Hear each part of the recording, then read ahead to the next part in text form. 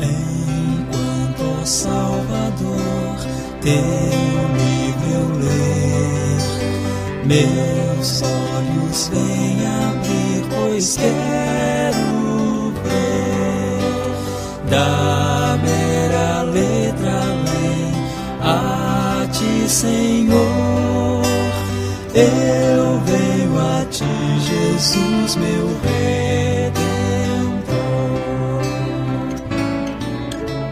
À beira-mar, Jesus, partiste o pão, satisfazendo ali a multidão. Davi do pão és tu, vem, pois assim satisfazer, Senhor, a mim.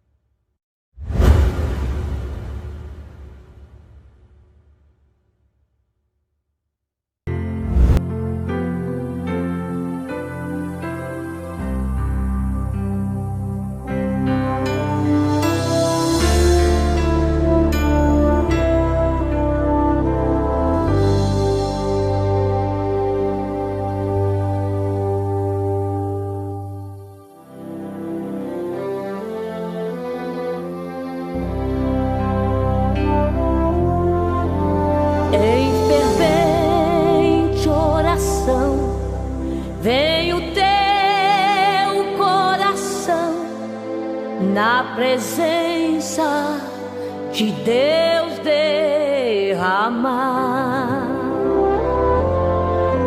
mas só podes fluir o que estás a pedir quando tudo deixares no altar.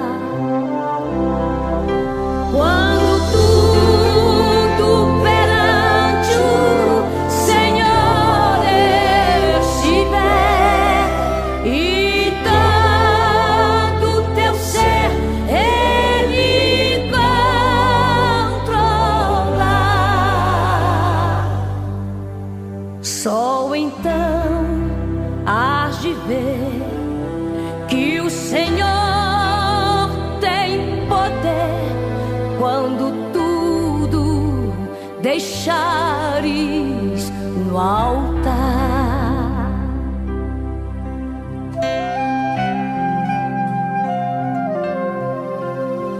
Maravilhas de amor te fará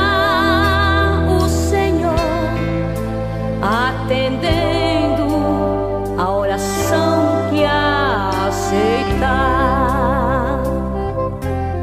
Bom dia, na paz, amados, que estamos para a nossa escola bíblica. Deus abençoe. Vamos continuar hoje o nosso estudo do capítulo 12 do livro de Hebreus, onde o título que nós temos dentro da Bíblia, no capítulo 12, está o cabeçalho assim: perseverança no meio das provações, segundo o exemplo de Cristo. Nós falamos sobre o exemplo que nos deram, muito bons exemplos, no capítulo 11, os heróis da fé, mas o exemplo perfeito foi o de Cristo. Amém, querido? Nós vamos já estar orando para Deus abençoar você. Bem-vindo, você que está conosco nessa aula. Deus te abençoe, te dê um domingo muito abençoado. Amém? Hoje nós estamos terminando a nossa campanha, nossa cruzada evangelística, não é? E o nosso trabalho começa às 16 horas com a nossa escola. A partir das 18, a nossa cruzada já estará em atividade para a conclusão dela. Nosso pastor Reinaldo e nossa missionária Rosimeire estão à frente fazendo esse grande trabalho. Vamos orar, Pai. Amém? Amado Deus, entramos na Tua presença em nome de Jesus, primeiramente te agradecendo a noite de paz que nos concedestes, pedindo abençoe essa escola, Pai, a ministração, como a recepção da aula também por aqueles que estão conosco. Abençoe todos que estão conosco já nesta abertura, como aqueles que depois entrarão e assistirão através dos grupos, Pai. Eu entrego todos em Tuas mãos e te peço que as Tuas mãos sobre nós nos guarde, nos abençoe, me capacite para pregar e capacite Ele para receber a Tua palavra.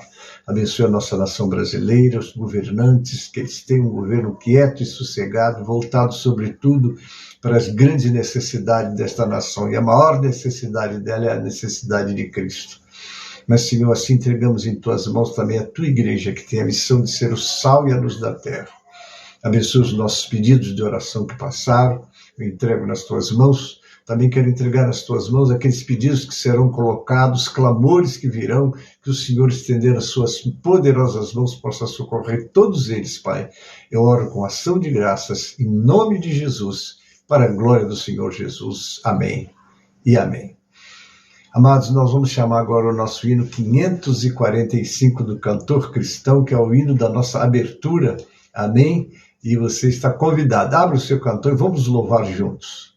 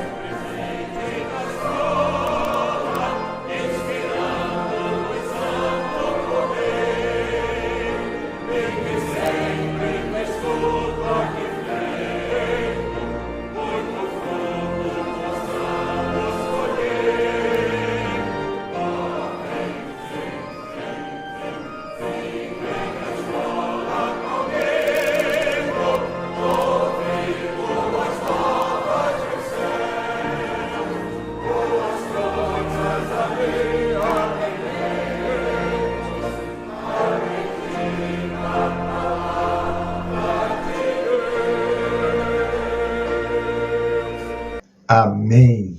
Glória a Deus. A escola é um momento sublime que temos para aprender, estudar a palavra, tirar nossas dúvidas com os nossos professores. Amém? Louvado é o Senhor. Mas vamos então estar já entrando na nossa meditação. Amém, queridos? Para aproveitarmos bem o nosso tempo. Amém? Louvado é o Senhor.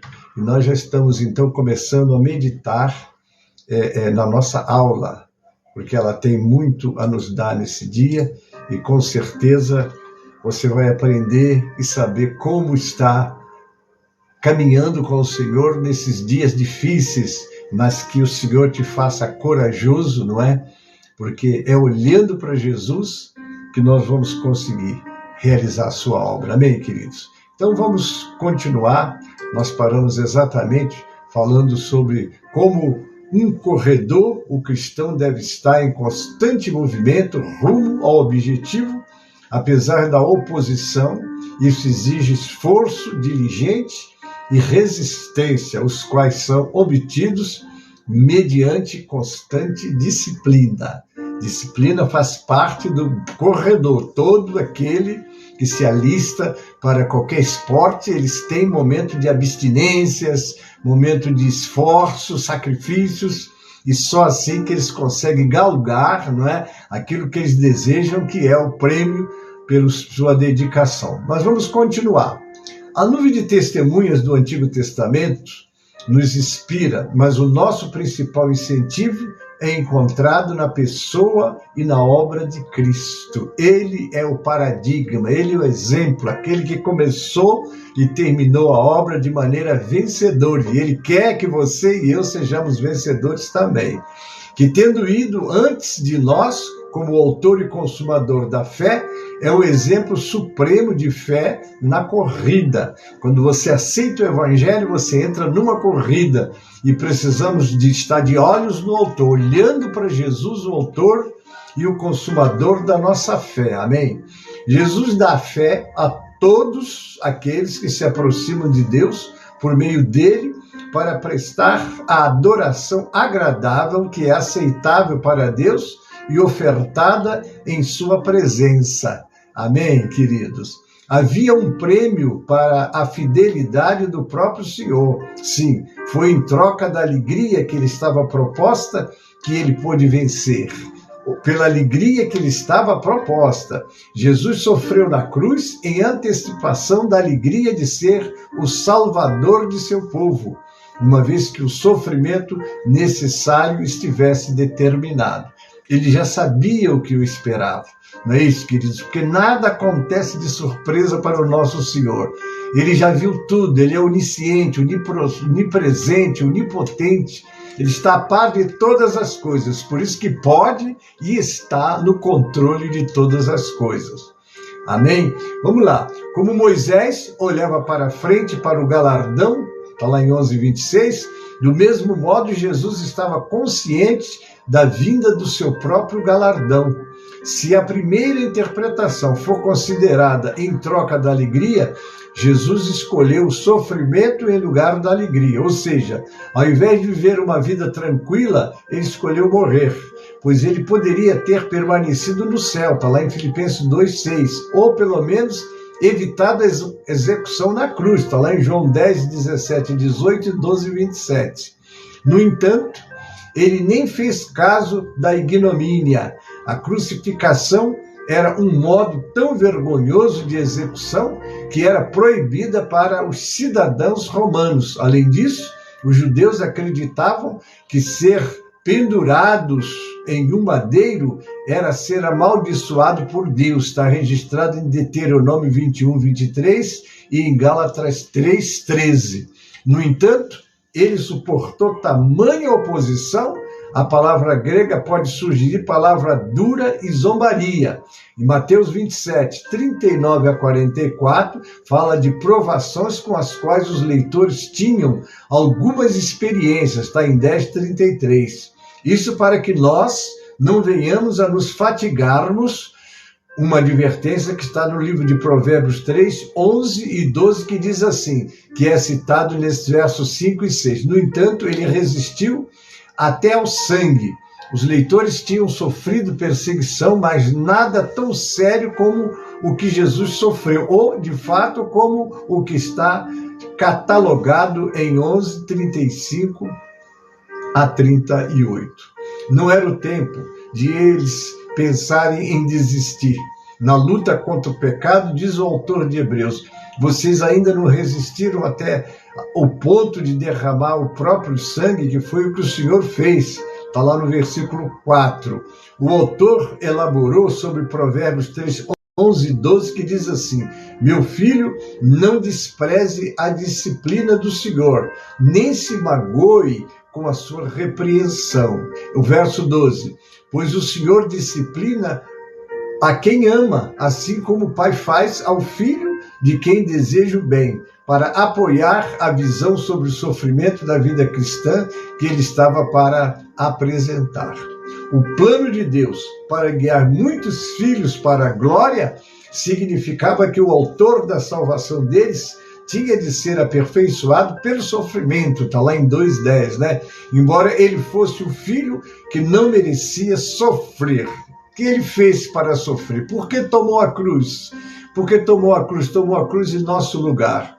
Não é de admirar que os filhos que o seguem deveriam estar preparados para receber sua herança mediante a disciplina dolorosa. Quando as provações e sofrimentos vêm para os cristãos, eles deveriam ser vistos como treinamento ou disciplina benignos de Deus. Então, o que vem como prova, com luta, nós devemos de estar nos pés do Senhor e agradecer. Nós estamos, como já dissemos e estamos repetindo, sendo laptados, como está lá no livro de Romanos 8:28. Todas as coisas contribuem para o bem daquele que ama a Deus e daquele que é chamado segundo os seus propósitos, porque o que chamou também predestinou para serem conforme a imagem do seu Filho, para que o seu Filho seja o primogênito entre muitos irmãos. Veja, querido, que privilégio. Você está sofrendo, você está pagando preço, mas por que o cristão tem que passar por tantas provas? Se elas vêm, tem um porquê de Deus. Então glorifique Ele nas suas provas e diga: Senhor, dá-me força para vencer. E não fica pedindo para Deus tirar você da prova, porque quando ela vem, tem um porquê. O autor estava possivelmente se referindo ao verso 8, ao fato de que muitos nobres romanos tinham filhos bastardos que eram sustentados financeiramente, mas deixados virtualmente sem disciplina. Por outro lado, o filho da esposa legítima do nobre, aquele que levaria o nome e herdaria a riqueza do pai, era submetido a um duro regime de treinamento que era comparável à escravidão. Está lá em Gálatas 4, 1 e 2. Num constante direto com o pai espiritual. Esse argumento do menor, paternidade humana, para o maior, paternidade divina, é completamente citado no verso 10. A disciplina dos nossos pais terrenos é limitada pelo tempo e pela sua falível falta de sabedoria. A disciplina do Pai Celestial é planejada pela sua sabedoria infinita para aproveitamento e nos torna santos assim como Ele é santo. Está lá o verso 14, 1 de Pedro 1, 15 e 16 fala sobre este assunto. Assim, nenhuma disciplina parece ser motivo de alegria no momento da sua execução, mas sim de tristeza. Mais tarde, porém, produz fruto de justiça e paz. Isso dá alguma ideia de que a santidade envolve, versos 10 e 14, para aquele que por ela foram exercitados. Verso 11. Com essa palavra, ele faz um retorno à analogia com o atletismo do verso 1. Portanto, em conclusão, ele exorta a fortalecer as mãos enfraquecidas e os joelhos vacilantes.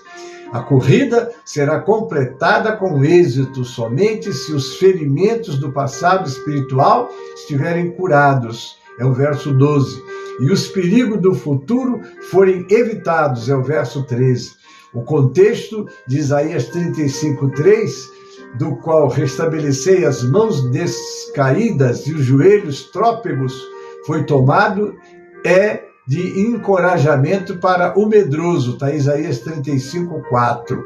Compare o chamado do autor para o encorajamento mútuo, capítulo 3, verso 13, incluindo o que se segue em 12:15, com a advertência contra os desanimados, versos 3 e 5. A palavra de Deus, as pregações, as mensagens e os louvores tem por objetivo te estimular a fé, te animar, para você não olhar para trás, não desistir da sua carreira, porque estamos numa carreira muito gloriosa, mas ela tem os seus percalços, ela tem as suas lutas e provas, mas olhando para Jesus, o autor e o consumador da fé, com certeza nós vamos terminar a nossa carreira, como disse Paulo: combati o bom combate, completei a carreira e guardei a fé. O contexto de Provérbios 4:26, a origem de fazei caminhos retos para os pés, é um chamado à fidelidade sincera à vereda de retidão que está em Provérbios 4:25 a 27. A metáfora de restabelecer as mãos descaídas e os joelhos trópegos para participar da corrida é esclarecida pelas ordens específicas dos versos 14 a 17. No verso 14, ele nos pede esforço para seguirmos a paz com todos, que é muito importante esses detalhes, irmãos. Às vezes o elemento é bom no jejum, é bom na oração, é bom na contribuição, é bom na assistência, mas ele não pode deixar nenhuma falha, como está na palavra. Se tropeçarmos num ponto, todos que nós guardamos perdem o seu efeito. Nós temos que ser 100% observadores da palavra, não é? Por isso é que a palavra não pode você guardar 9 mandamentos e tropeçar no 10º. Isso eu digo em termos de orientações do Senhor para a igreja. Quando perseguidos, somos tentados a retribuir o mal com o mal. Mas o que é que diz a palavra dentro do contexto do Novo Testamento? Né? Não pagar o mal com o mal, pagar o mal com o bem. Então você agora está numa estrutura do Novo Testamento para que você seja vencedor e trabalhador do reino de Deus sem deixar nada para trás. Amém? No entanto, deveríamos viver em paz com todos, quanto depender de nós, como está lá em Romanos 12, 18. Da mesma maneira como nosso Senhor negou revidar com os insultos ou ameaças, está lá em 1 de Pedro 2, 23. Hebreus mostra como o sacrifício de Jesus nos tornou santos de uma vez por todas, está lá em 10, 10, dando-nos confiança para nos aproximar de Deus. Aqui, no entanto, santidade refere-se à pureza da vida. Isso é concedido por Deus, está lá no 13, 21, e guiado pela sua disciplina, está no verso 10. Embora seja a graça de Deus que purifica os cristãos, cada cristão deve empreender todo esforço, a coisa que depende de você para você ser bem-sucedido. Né? Por isso que a Bíblia diz, fugir do mal e da aparência do mal. Não des lugar ao diabo. Todas essas coisas têm que estar muito vivas na nossa mente para nós estarmos bem-sucedidos, caminhando, sem tropeçar e sem parar e sem desanimar. Amém? Assim, sem santidade, ninguém verá o Senhor. Isto é, estará com Deus o objetivo da salvação. Apocalipse 22, 4. Aqueles que agora, pela fé, veem a glória de Deus na face de Cristo, 2 Coríntios 3, 18 e 4, 6, verá de fato o Senhor e se tornará como Ele, 1 João 3, 2. Também se deveria tomar cuidado para que ninguém fosse excluído da graça, para que ninguém fosse faltoso. Os cristãos têm a responsabilidade de cuidar uns dos outros, não permitindo que nenhum deles seja faltoso ou tido como falho. Está lá em 4.1, onde o mesmo verbo grego é usado, graça de Deus. A raiz de amargura, em Deuteronômio 29, 18, era a raiz que produz erva venenosa e amarga, referindo-se à pessoa que propagava dúvida e deslealdade com respeito ao Senhor entre o povo da aliança. Então precisamos tomar muito cuidado com quem nós estamos ouvindo. Essa mesma era a especialidade de Satanás desde o início, quando procurou levar ou gerar a dúvida no coração de Eva. Não é? Porque ele criou, não é, um sistema para que Eva duvidasse, para que Eva caísse no laço dele. Essa é a estratégia dele, enganar, mentir, de modo que te prenda. Amém? Aqui também a raiz amarga refere-se à pessoa que pode causar problemas ou manchar outros. Para nós apoiarmos mutuamente quanto à fé, devemos encorajar o fraco e opor-nos ao apóstata, aquele que se desvia, não é? Que pode influenciar os outros. Que nenhum de nós fosse imoral ou profano como Esaú, que desprezou a herança do povo de Deus. Tal perda foi irrevogável, porque ele desprezou, não é, aquilo que Deus tinha dado para ele. Ele era, por uma questão hereditária, por questão de direito, dentro da lei da família, ele era o herdeiro, mas ele vendeu o direito de primogenitura. Pois ele quis recuperar, mas não conseguiu. Moisés trocou o tesouro do Egito pela desonra de Cristo, porque ele viu o galardão, está lá em 11, 26. Em contraste, Esaú negociou seu direito de primogenitura por uma tigela de lentilhas, que era tudo o que ele podia ver. Fala em Gênesis 25, 29 a 34. Então, muito cuidado com tudo que Deus tem te dado. Não negocia, não troque por nada. Amém? Como filho mais velho, Esaú, aqui é o direito de família, tinha o direito de primogenitura especial. Está em Gênesis 25, 31 a 34 e 27 e 36. Mais tarde, sob a lei mosaica, o direito de filho mais velho era o dobro da porção de tudo quanto o pai possuía. Está em Deuteronômio 21, 17. Esaú desprezou o privilégio de ser o herdeiro das promessas da aliança de Deus.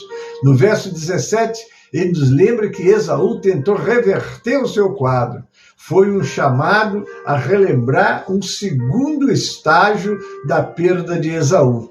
Seu irmão Jacó usurpou o lugar que era dele por direito, quando seu pai Isaac deu a bênção solene, está lá em Gênesis 27, não é? Essa bênção incluía a substância da promessa feita a Abraão, Gênesis 12, 2 e 3 e 27 e 29, mas não achou lugar de arrependimento. Literalmente, sem arrependimento, embora Esaú lamentasse sua perda com lágrimas, está em Gênesis 27 e 38, segundo Coríntios 7 e 10, ele não se arrependeu do pecado de ter desprezado as promessas de Deus. O que ele sentia era puro remorso, como Judas ao trair Jesus, mas não arrependimento. É sério isso, né, irmãos? Vamos lá. A Jerusalém Celestial, está lá em 12, 18 a 29. A antiga e a nova aliança é comparada em termos das montanhas Sinais e Sião, associadas a cada uma delas. O temor era o motivo dominante no Sinai, uma montanha palpável e assim terrena e imutável, na qual as leis foram dadas. Está lá em 18 a 21 os versos, né? Muito bem.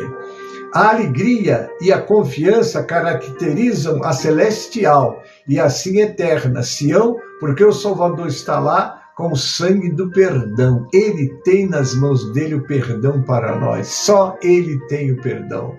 Como o santuário estabelecido pela primeira aliança, 9:1 a 11:24, a montanha na qual as leis foram dadas fazia parte das coisas como tinham sido feitas, está no verso 27, que eram destinadas a serem abaladas e eliminadas pela voz de Deus do céu. A palpabilidade do Sinai testifica da temporaneidade da primeira aliança, está lá em 8:13.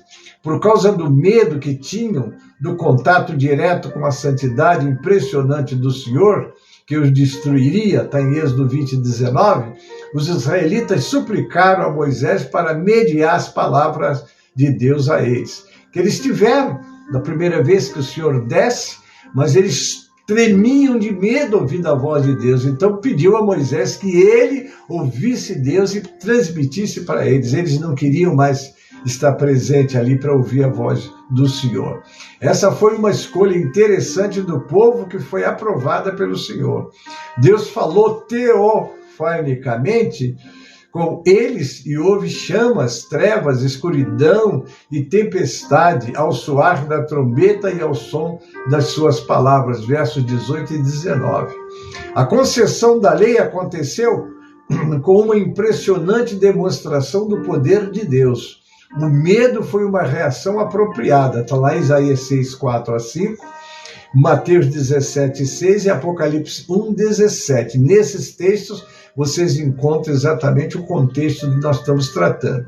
Conforme o escritor de Hebreus, o próprio Moisés disse ter ficado apavorado e trêmulo, embora em nossa peregrinação terrena ainda não tenhamos chegado à cidade permanente. Está lá nos versos, está lá no capítulo 13, verso 14. Nós, todavia, chegamos pela fé na Jerusalém Celestial por causa de Jesus, nosso precursor, e podemos agora entrar no Santo dos Santos em adoração, como 10, 19 a 22. Em comparação com eles, nós chegamos, aonde chegamos? no Monte Sião, Jerusalém celestial, a cidade do Deus vivo, aos milhares e milhares de anjos em alegre reunião. Ou seja, as hostes de anjos que sempre servem à majestade de Deus. Está lá em Deuteronômio 33, verso 2 do Salmo 68, 17 e Daniel 7, 10. Aqui eles estão reunidos como se fosse uma festa ou para uma celebração festiva. Nós nem temos noção como é uma festa no céu, um culto no céu, adoração, o coral cantando, né? As harpas tocando. Imagine o que nos aguarda na eternidade. Aqui, quando nós ouvimos a orquestra bem tocada, né? Uma música bem afinada, que a gente vê os instrumentos, e aí nós já nos alegramos. Eu confesso, eu mesmo amo muito a música, eu gosto muito de ouvir uma boa orquestra, um bom coral cantando, né? E isso tudo já nos encanta. Agora imagine na glória, onde todas essas coisas são perfeitas e maravilhosas, e lá tudo está nos esperando, e nós vamos experimentar tudo isso, amados. A igreja dos primogênitos, cujos nomes estão escritos nos céus. Você sabe que nós estamos na igreja militante, né? Essa não tem nome, né? A igreja de Cristo, onde reúne todos os salvos de todos os ministérios. Aqueles que alcançaram uma nova vida, ser uma nova criatura, que estão andando com Jesus, que venceram o mundo com as suas armadilhas, né? Estão guardando a sua palavra, olha aqui, ó. Né?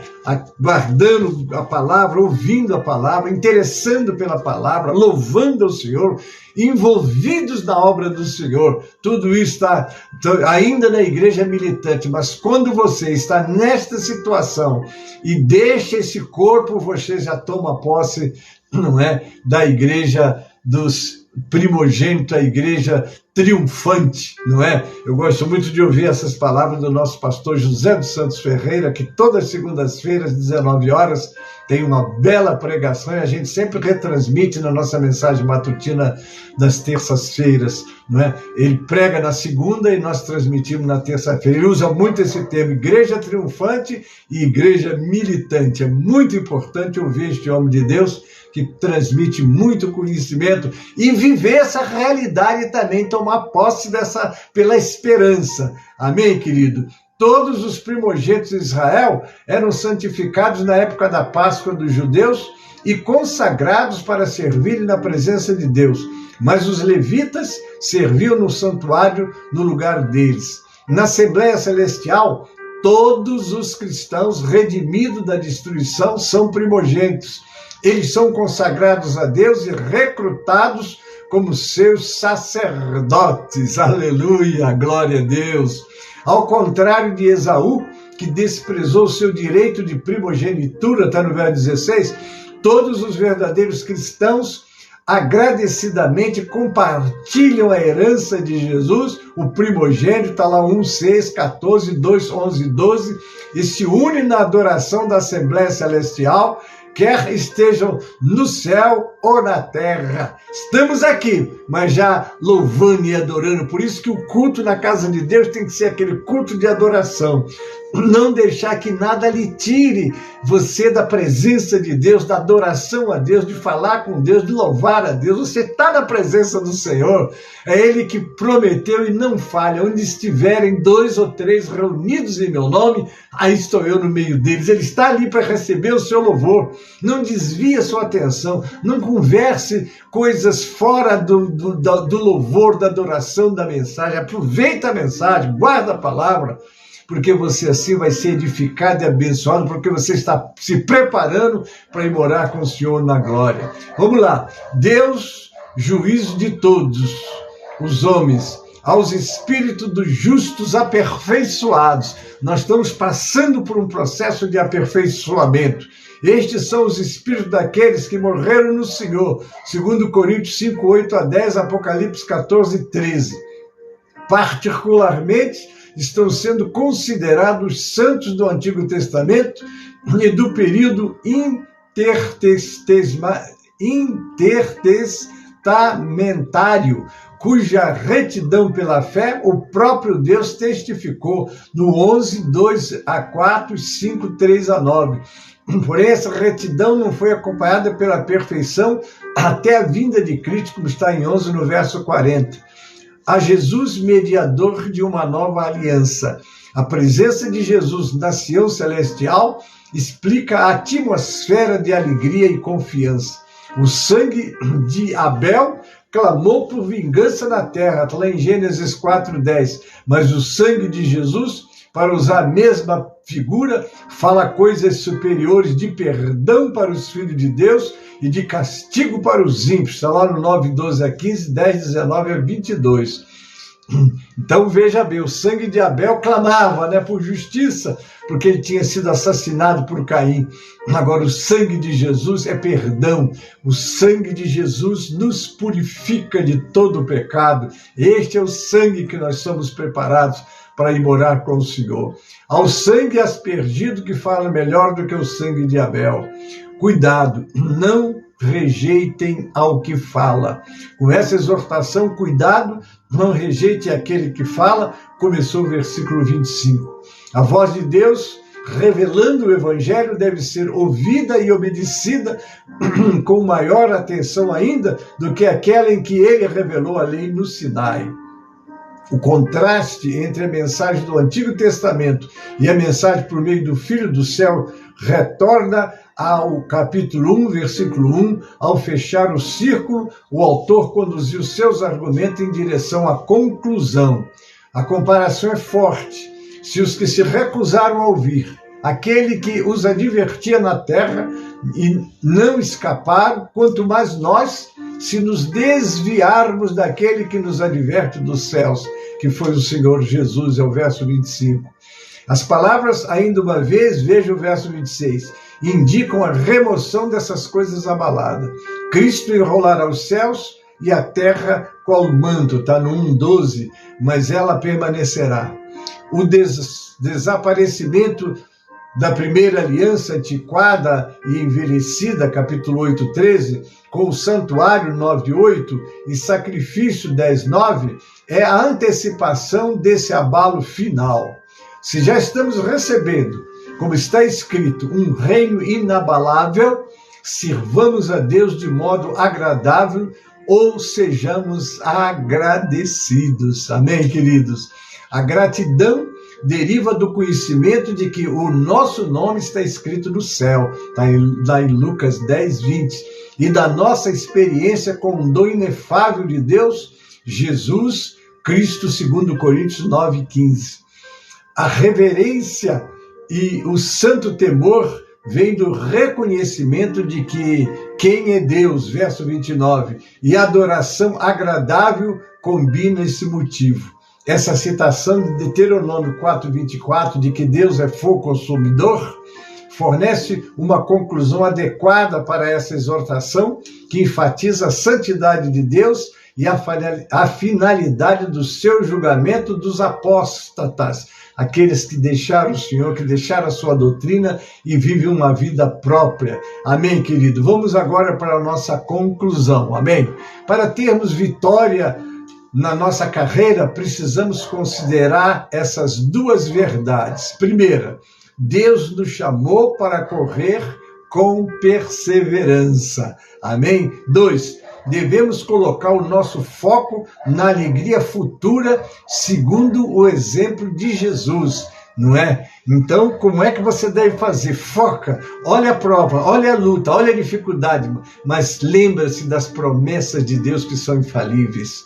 Ainda que você até morra, perca a vida, mas você apenas o seu corpo vai descer à sepultura, você vai para a presença do Senhor, como está escrito na palavra de Deus, e como ele disse para aquele ladrão que estava ao seu lado na cruz, hoje você vai estar comigo no paraíso. Então, queridos, tenhamos essa certeza, o futuro, o mundo invisível é, na verdade, mais real do que o mundo atual. Este mundo em que vivemos hoje pode ser abalado e destruído, mas os crentes estão recebendo um reino que não pode ser abalado. Olha só, os cristãos o recebem pela graça de Deus e não pelo seu próprio esforço ou por qualquer outro meio que não seja a bondade de Deus. Oh, Deus poderoso! Por termos este tipo de reino, devemos servir a Deus agradavelmente e adorá-lo com reverência e piedade. Quando adoramos verdadeiramente a Deus, nós o fazemos em todo o tempo, não apenas os cultos aos domingos, onde cantamos alguns hinos, ofertamos, ouvimos uma pregação e dedicamos algum tempo à oração. A verdadeira adoração inclui todos os atos de todos os dias, né? Obedecendo a Deus em nossa vida, torna-se um sacrifício vivo de adoração ao Senhor. Romanos 12, 1 e 12. Rogo-vos pela compaixão de Deus que apresenteis os vossos corpos como sacrifício vivo, santo e agradável a Deus, que é o vosso culto racional. E não vos conformeis, quer dizer, não dê forma as práticas do mundo, mas sejam transformados na vossa maneira de pensar, na vossa mente, para que conheceis, para que vocês, né? Este versículo é tão lindo que eu vou citar ele completo, Romanos capítulo 12, não é? Versículo 1 e 2, deixa eu ler aqui para vocês, porque é muito importante o que diz Paulo aqui. Rogo-vos, pois, irmãos, pela compaixão de Deus, que apresenteis os vossos corpos em sacrifício vivo, santo e agradável a Deus, que é o vosso culto racional. E não vos conformeis com este mundo, mas transformai-vos pela renovação do vosso entendimento, para que experimenteis qual seja boa, agradável e perfeita vontade de Deus. Amém, queridos? Deus é merecedor da nossa gratidão e da nossa adoração, porque Ele é um fogo consumidor. Esta descrição pode ser extraída de Deuteronômio 4:24. Deus reina sobre tudo e destruirá aquilo que é temporário. Tudo que é imperfeito e limitado pelo tempo terminará. Somente o novo concerto e aqueles que fizerem parte dele é que irão sobreviver. Dificilmente poderia haver uma conclusão mais assustadora para esta carta a esses leitores cristãos de origem judaica que estavam considerando a possibilidade de abandonar a fé, não é? Deixar de ouvir a Deus e recusar-se a aceitar tudo o que ele tem feito. É uma atitude que traz catástrofe à vida das pessoas. Amém, querida? Assim, nós encerramos o capítulo 12 e no próximo domingo já estaremos no capítulo 13. Deus te abençoe, Deus te guarde. Não esqueça, você que está me assistindo agora, que às 12 horas nós temos o clamor do meio-dia, 18 horas, o clamor das 18 horas com as nossas irmãs.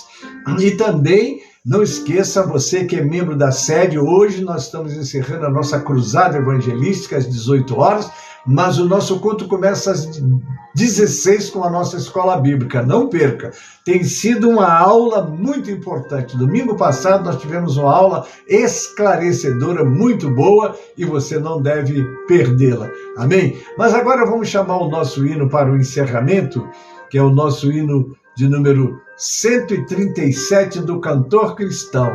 E eu estou te convidando agora a abrir o seu cantor no 137 e vamos estar agora adorando o Senhor com esse cântico 137 do Cantor Cristão. Amém, querido? Este é o louvor do momento que nós vamos estar adorando ao Senhor.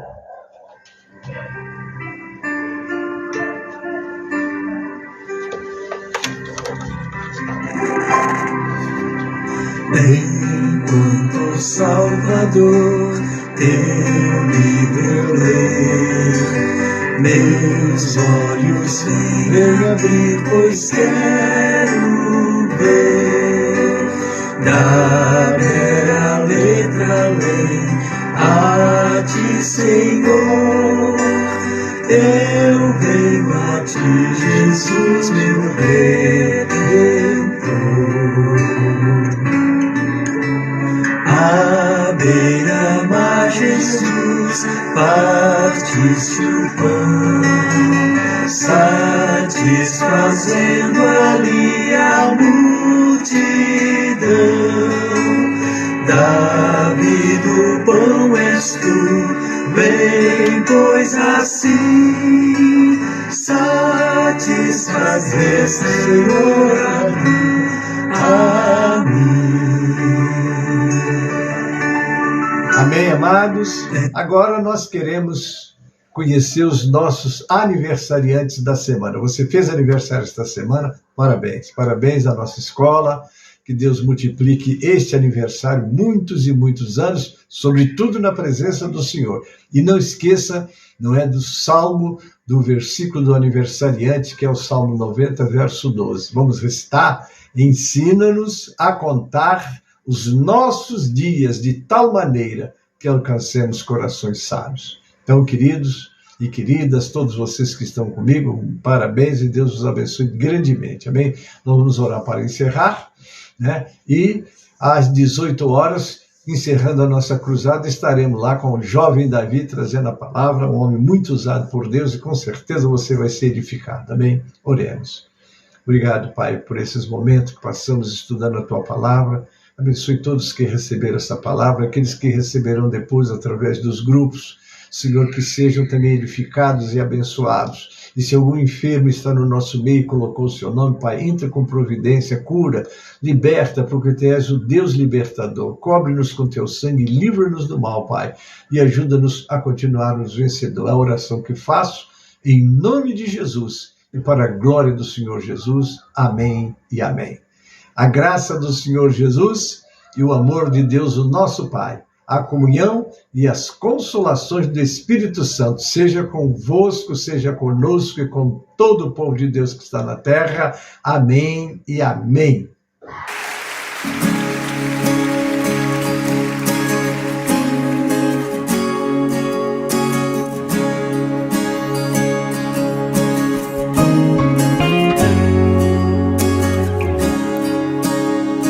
Eu sei que sempre estás comigo, Senhor.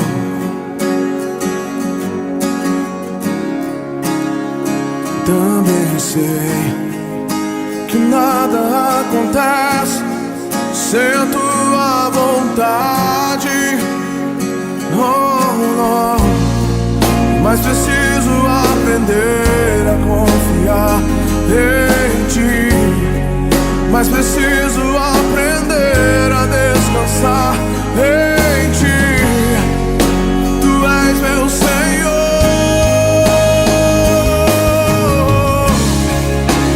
Todas as coisas cooperam para o bem daqueles que Te amam. Todas as coisas cooperam para o bem daqueles que Te amam. Todas as coisas cooperam para o bem daqueles que Te amam, Jesus. Todas as coisas cooperam para o bem daqueles que Te amam. Eu sei que sempre estás comigo, Senhor.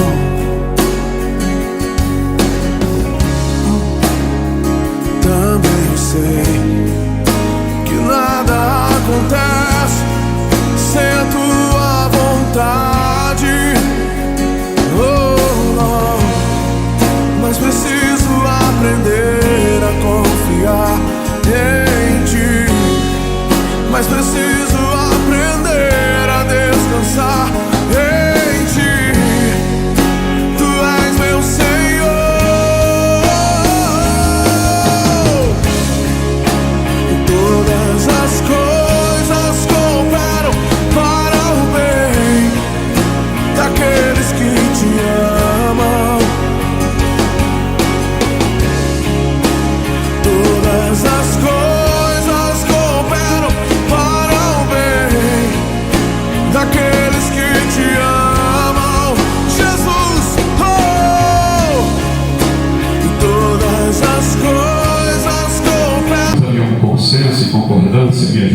meu presidente Paulo Roberto, chegamos ali a um consenso e consenso, do meu ponto de vista, de que a nossa sucursal, por igreja e congregação, quem quiser e puder auxiliar essa parte, pudesse estar cooperando mensalmente com um valor mínimo de R$150, né? R$150. Hoje nós temos na sucursal, são 27 igrejas. Na sucursal do Mipaia da Memória, são 27 igrejas. Essa conta aqui, né? Acredito que é isso mesmo. Se 27 igrejas cooperassem, 20 igrejas, né, com R$150, nós teríamos R$3.000 da sucursal para esse fim, para esse propósito.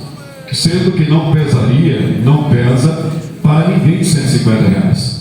Pode ser até uma oferta pessoal, não uma oferta da igreja em si, mas R$150, né, por igreja e congregações. Se assim fosse, contando igrejas e congregações, nós chegamos aí próximo dos 60, né?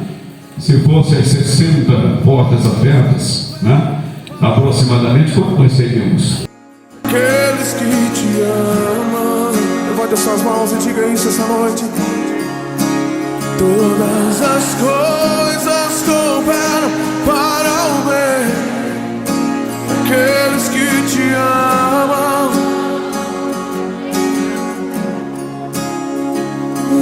te amo, sei que estás comigo. Tudo entregarei, tudo entregarei.